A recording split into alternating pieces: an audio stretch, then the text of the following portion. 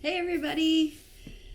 Well, at the very beginning when I did part one, I had promised you guys that I would put together a video talking about what worked, what didn't, and what I learned. So guess what? This is that video. Lesson number 1. Don't start too hot out the gate. Meaning don't start with a 20-mile day like we did. Duh. I had watched so many videos to learn about through hiking and things that people came up with that they didn't expect. And man, every single one of them said the first mistake they made was starting off too hot and hiking too hard and too far on the first day. And I watched countless videos saying, don't do this, don't do this. So now I'm sitting here in front of a camera saying, don't do this. It seriously was not worth it. Y'all, no matter how tempting it is, don't do it.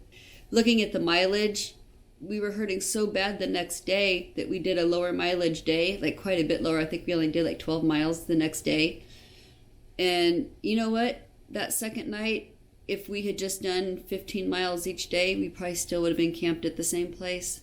Add more miles as your trail legs grow. And they will. You're going to get stronger, and before you know it, hiking a 17, 18, 20-mile day isn't going to feel that bad. So, and it will get there. It just doesn't happen immediately. Number 3, take every opportunity to sleep in a bed. Even these people on the AT and the PCT, a lot of times, they're coming into towns every 4 days. As you cross Highway 7, Mitch had found a bed and breakfast called Mountain Time Bed and Breakfast. And they picked him up at the trail and they brought him back to the trail the next day. So he got a chance for a real meal. He got a chance to sleep in a real bed, get a shower, kind of refresh and reset. When you get to Highway 27, you've got Lori at the Bluebell Cafe, who is absolutely amazing. You just give her a call. Either she'll come get you or she'll send somebody to come get you from the trailhead and feed you a good burger, and then she can drive you to a hotel from there. They're about 10 minutes away from Mount Ida, and my favorite hotel in Mount Ida is the Royal Oak.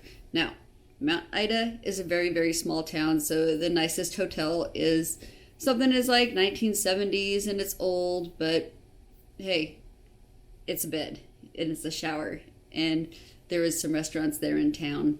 And then there's Queen Wilhelmina State Park, where you'll hike through, and in fact the trail goes right past the lodge. Do call ahead for that one, because a lot of times they're booked up and you may be lucky to catch a cancellation or get a reservation in ahead of time once you have an idea of what day you'll be coming through there. All of those are good places to resupply. So definitely take advantage of those, and I wish we had done that. But what we did was we had put in a 0 day, which ended up turning into 2 0 days in Mount Ida. Actually at an Airbnb in Story. Now, this kind of rolls into my number 4, which is don't try to add another person mid-hike. Now, the caveat to that is if they're a really strong hiker and they have very flexible schedule. With us, it didn't work out that way because the dates that we took our 0 ended up changing, but our third hiker had to still get off work on Friday. So she hustled and got up there, but we ended up losing, I think we figured 2 full trail days, because if we had kept hiking for another day then got off trail, there were no roads up there so that we could get off trail, and it didn't work out at all. So we had no choice. We had to chill out another day. But of course, by that time, we had already decided that this wasn't going to be a through hike, so easy enough. And also, adding the third person, it's hard on that person because by this time, you've already hiked quite a lot. You're starting to get your trail legs. Longer miles are feeling shorter, and that person is not feeling that way, and it's a struggle. Number 5, leave more time than expected to complete your hike. So we wanted to have the hike done in 2 weeks, but I think I'd said it in part 4, I wish we had left ourselves 3 weeks. We wouldn't have needed the whole 3 weeks. We could have finished it quicker than that, but it would have given us more wiggle room and also would have made us not feel like we had to hike so hard. Number 6, trail visits are awesome. They are so good for morale. So if you have friends who can come and help you with that and come visit you and bring you treats, man, I'll tell you what, just a Dr. Pepper on the trail, it didn't even have to be cold. Oh, it just tasted like heaven. And then the cold margaritas and even just having friends to hang out with and laugh with, because on the Ouachita Trail, you don't get to see a whole lot of people. Yeah! We saw people! And it is really great to have people bring you fresh strawberries. And oh man, it just lifts your spirits so much. And also, if you're not through hiking, but you know somebody who is, do that for them, because man, it really, really helps. It helps a lot. Number 7, things will hurt, but you'll get used to it. And ibuprofen. Oh, ibuprofen, I love you so much. But seriously, be smart about the pain. Though if you do have something that's an injury and you need to get off trail, there is no shame in that. If you're hurt, you're hurt. And it gets to a point, if you're stubborn, then you could end up hurting yourself even worse. I even had to do that. You saw in the video what I did to my heel when I tore the chunk of skin off of it. That required getting off trail, because if that had turned into an infection, that would have been bad. Another issue I ran into, those of you who know me already know that about 20 years ago, I got into a really bad motorcycle crash. And as part of that crash, I snapped my femur in half, so I now have a big rod in my leg that goes from my knee to my hip. But the biggest pain on that one, as far as long-term issues, is, and I'm going to put a picture up here. If y'all are squeamish, you might want to look away, because my foot's about ripped off. Anyway, so this was my foot, and you'll have to look kind of close because it's not a great picture, but they called this a compound dislocation. So pretty much think like breaking a chicken wing. Yeah, at the joint there, and it tears all the flesh open. Well, that's what happened. And it also tore open all my nerves. So I have a whole lot of nerve pain, and I also have things where I can't feel pain. So I can have a significant injury and won't be able to tell how bad it is because I don't feel pain the way I should. So after the hike, I went and found out that I've got several different issues. My toe was sprained, and that was because I had stubbed it really bad about a week before the hike. I chipped off a piece of a bone, and I kept feeling when I was hiking like I was walking on, like the ball of my foot was like walking on a BB, and it turned out what I was walking on was that piece of bone. And I found out I have arthritis in my ankle, and I've got a bone spur on my ankle, which grew because my ankle's fused. It doesn't move. I'm still waiting on the results of the MRI to make sure I didn't tear up a tendon that I've already had repaired once. Number 8 is one that you guys don't necessarily have to do, but I'm going to do next time I try this, is to do it in the spring. And the main reason for that is just because it's going to leave me more time to do training and get conditioned, so I don't do this thing where I start the trail because of COVID. When I started this trail, I hadn't backpacked in 7 months, and then I hopped on the trail to just start a through hike. So, and then I expected to get the thing done in 2 weeks. Yeah. Big mistake. Drawback to that is that springtime is also a time when there can be a lot of rain. You've also got the issues of wet wood. So you may have nights where you can't get a fire started because all the wood is soaking wet.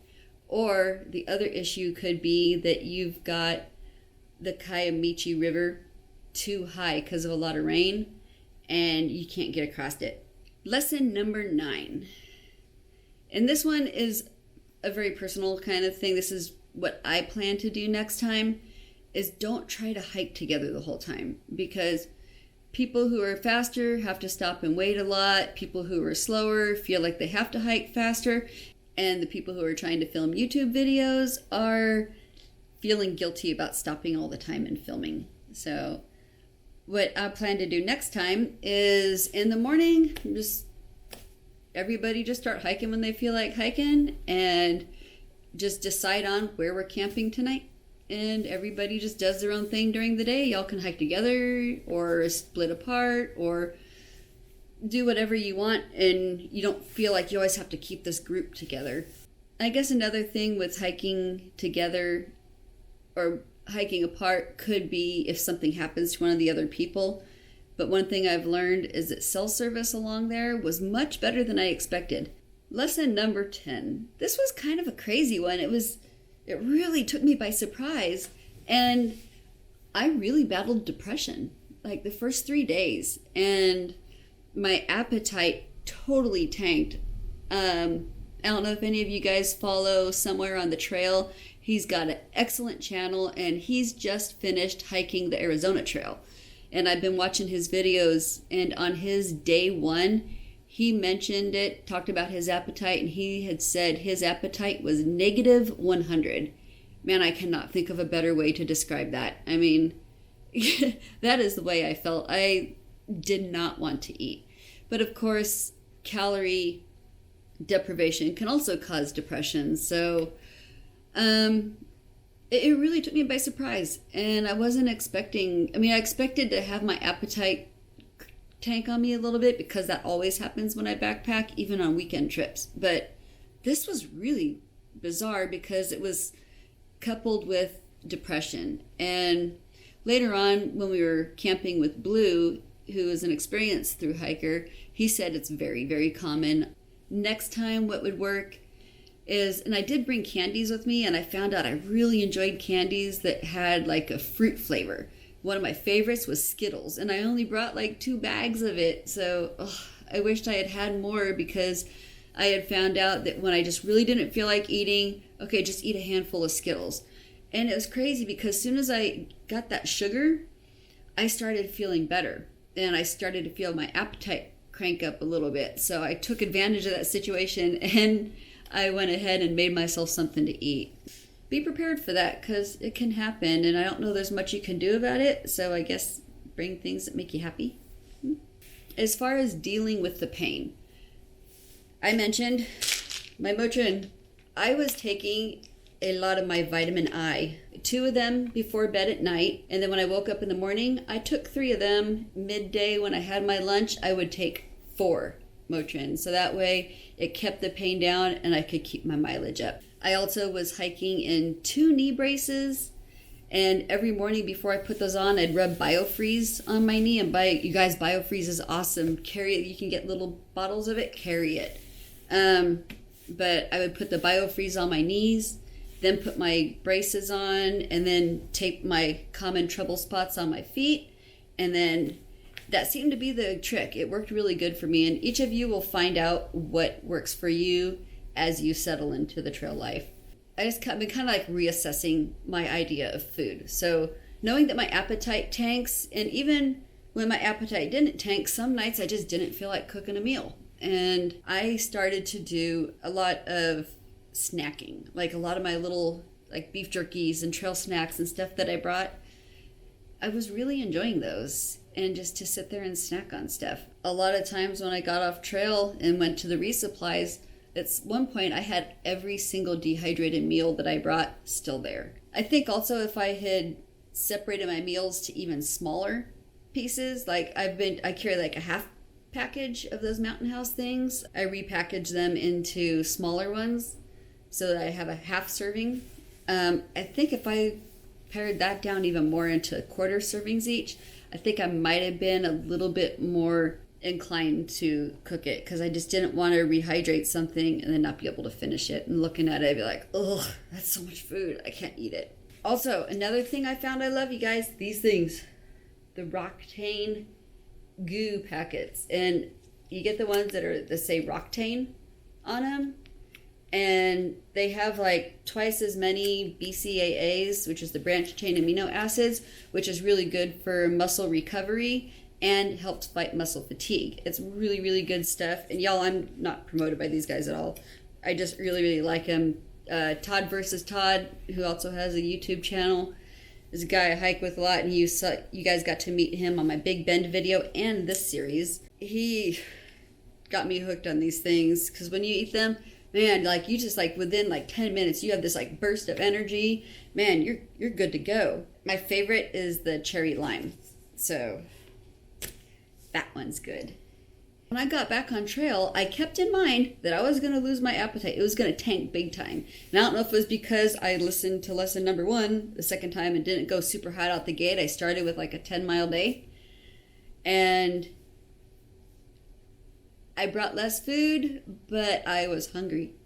So I don't know what the answer is on that. I mean, because when you think you're going to have an appetite because you'll be hiking all these miles, then you don't, but then you think you're not going to have an appetite and then you do. So I really don't know the answer on how much to bring. So I guess I'm going to try and just like figure somewhere in the middle.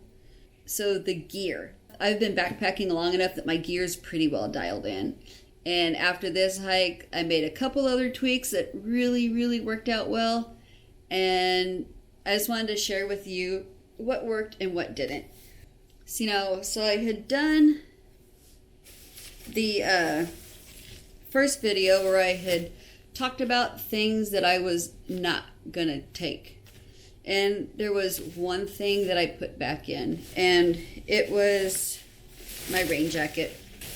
I carry one of those lightweight Frog Tog ones, and afterwards, it just kept niggling at me that I wasn't taking a rain jacket. I started backpacking when I was 14 years old. My parents got me started on it, and it was one of the things that we always learned is you always have rain gear with you, because it's a windbreak. It can save you from hypothermia, and I know it. I've learned it. I've known it all my life.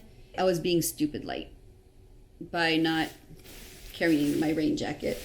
And so I decided to go ahead and put it back in. And the very next day, I got a comment on that video that popped up. And somebody said, please put your rain jacket back in.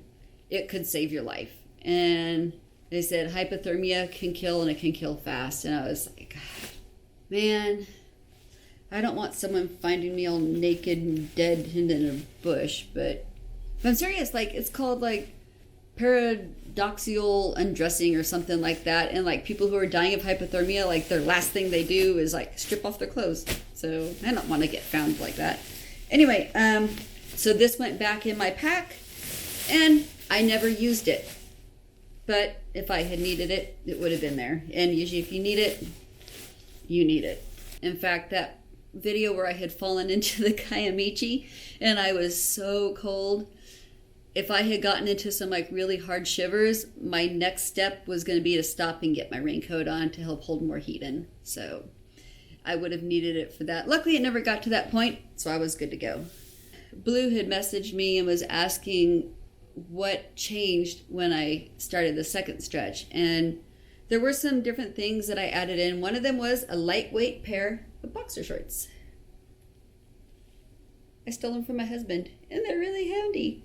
So I used them for the water crossings. And I was so glad I did, because I fell in and my actual hiking leggings stayed dry. So once I got past all the water crossings, I was able to get changed back into those dry leggings, and it helped warm me up so much.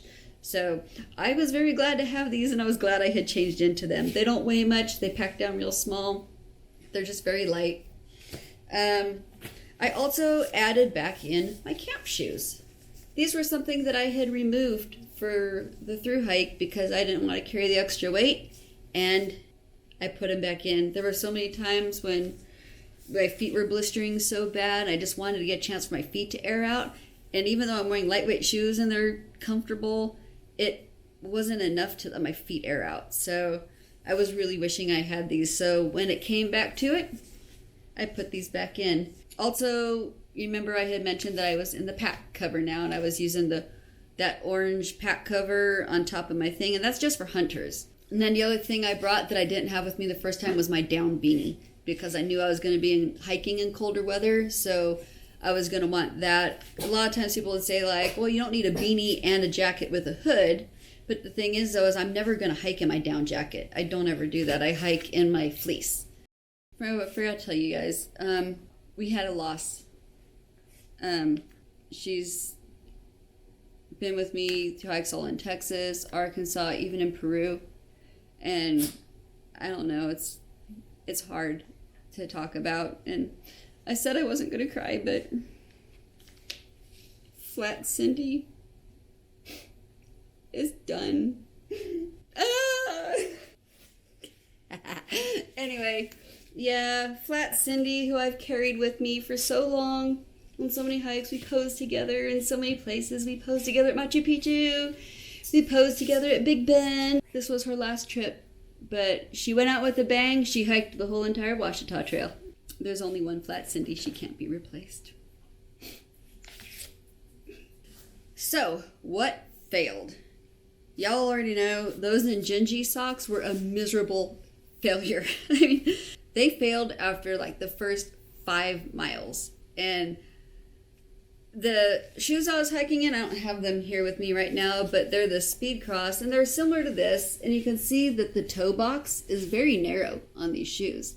Well, the problem is when I put all of the material that's in between all the toes, it was too much to cram in here, and it actually bruised my toes on both feet. And it was a miserable feeling.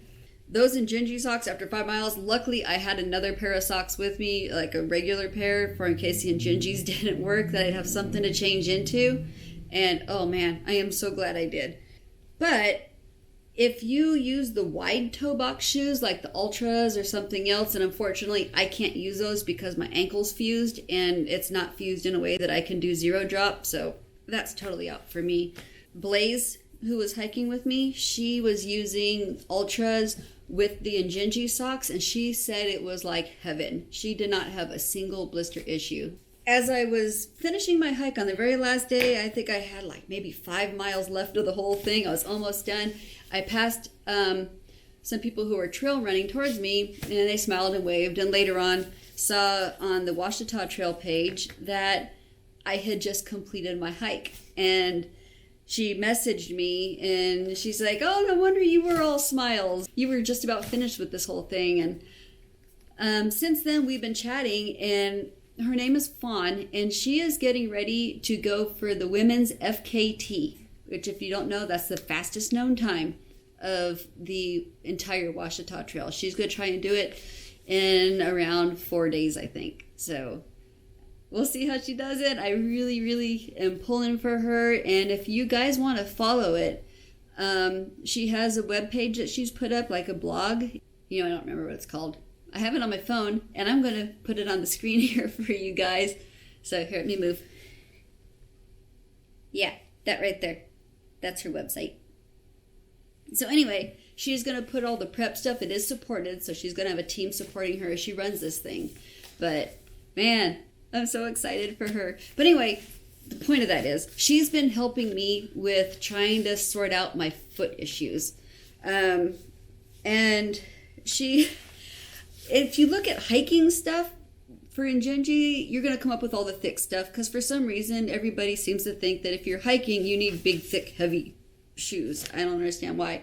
But if you look at the running stuff, the Genji stuff that's geared towards runners, you come up with all this really lightweight stuff. So I haven't tried them yet, but I just got these Genji liners. I'm looking forward to trying them, and I really hope these, paired with the new shoes, is going to be my fix for my blisters between my toe problems. So Fawn, if you're watching this video, thank you so much. I don't know what the difference is between the Speed Cross 4 and the Speed Cross 3s, but I've been hiking in these Speed Cross 3s for so long and never had a problem. Unfortunately, these also failed. I've got well over 1,000 miles on these things, and the tread on the bottom is about completely worn out. I mean, if you look at my Speed Cross 4s, you can see what they originally looked like, and now they're just about worn down to nothing. In fact, I was starting to really slide out on rocks there at the end. But so these are done, unfortunately. Poor guys. They've carried me a long, long way.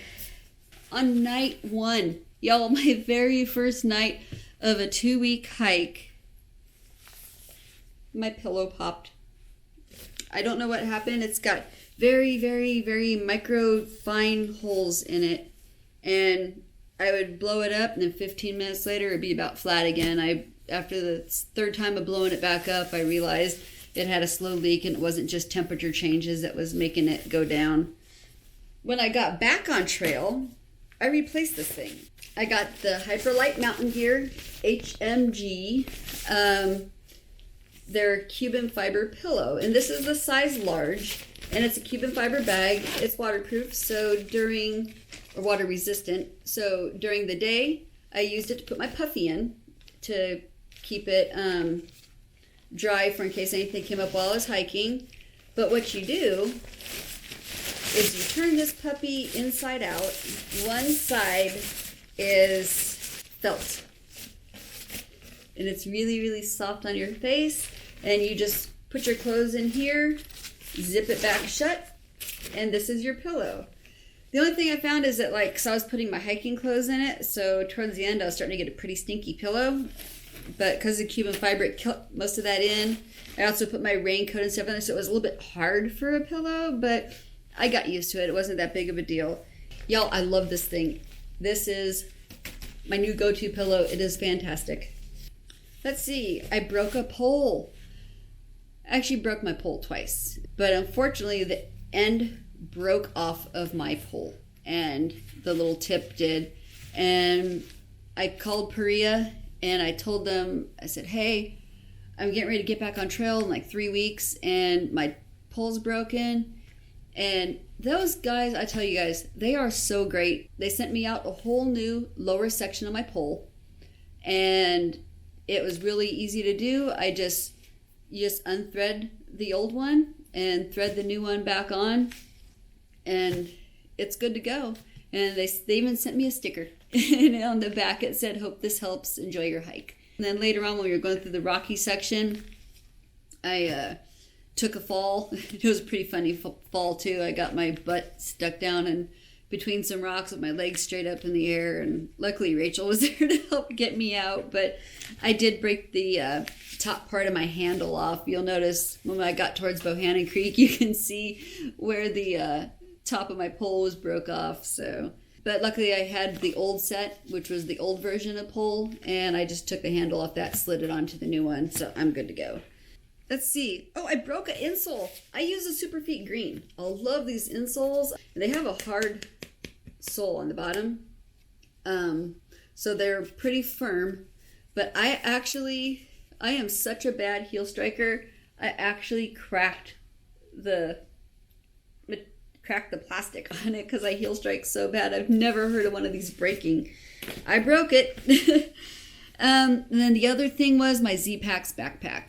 I have a lot of miles on that thing, and when we had that really bad rainstorm, when we got to Big Branch Shelter and I opened up my pack, I did have a little bit of moisture in there, which got me to looking, and the Cuban fiber on the inside of my pack is starting to break down.